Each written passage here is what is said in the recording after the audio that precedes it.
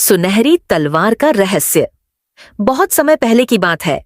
सुवर्णगढ़ नाम का एक समृद्ध और शक्तिशाली राज्य हुआ करता था, जहां महाराज वीरसेन का न्यायपूर्ण और शांतिपूर्ण शासन था।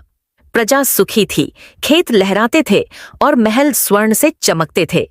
पर इस शांति की परछाई में एक ऐसा रहस्य छिपा था जिसने पीढ़ियों से सबको चकित किया। सुनहरी तलवार। कहते हैं वह तलवार किसी साधारण धातु की नहीं थी। उसमें देवताओं का वरदान था, जो राजा उसे धारण करे वही पूरे महाद्वीप का सम्राट बन जाए। महाराज वीरसेन को कुछ समय से एक अजीब सपना बार बार आने लगा था। एक अंधेरी गुफा, दीवारों पर उभरती रहस्यमयी आकृतियां और गहराई में चमकती एक सुनहरी तलवार। पर हर बार कोई छाया उस तलवार की ओर बढ़ती दिखाई देती, जैसे कोई और उसे पाने आ रहा हो। इस सपने से व्याकुल होकर उन्होंने राज दरबार के प्रमुख ज्योतिषी को बुलाया।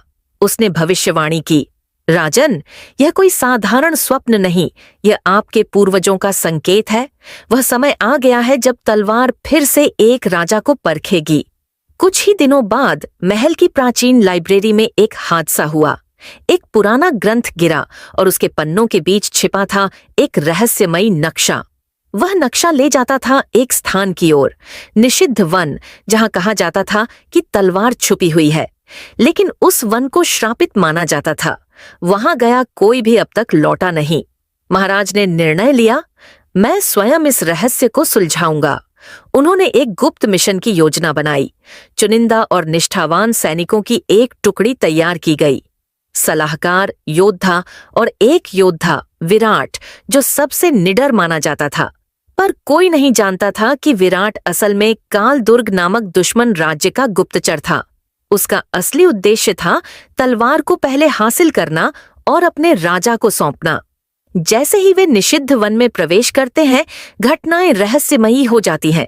दिन में भी अंधेरा छाया रहता, पेड़ आपस में फुसफुसाते और हवा में कुछ अनकहा सा डर बहता।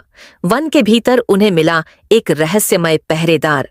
उसने कहा, तलवार केवल उसी को मिलेगी जो अपने डर को जीत ले और अपने लालच को त्याग दे, अन्यथा तलवार स्वयं उसे भस्म कर देगी। अंततः वीरसेन और विराट उस गुफा तक पहुंचे जहां तलवार रखी थी। वहां जैसे ही वीरसेन ने तलवार की ओर हाथ बढ़ाया, विराट ने अचानक उस पर वार कर दिया। राजा घायल होकर गिर पड़े। विराट ने मुस्कुराते हुए तलवार उठाई, लेकिन तभी तलवार अग्नि की तरह जल उठी। विराट चीखते हुए पीछे हट गया। तलवार उसके हाथ से छूटकर उड़ती हुई सीधे महाराज वीरसेन के पास पहुंची और उनके हाथों में समा गई। उसी पल एक दिव्य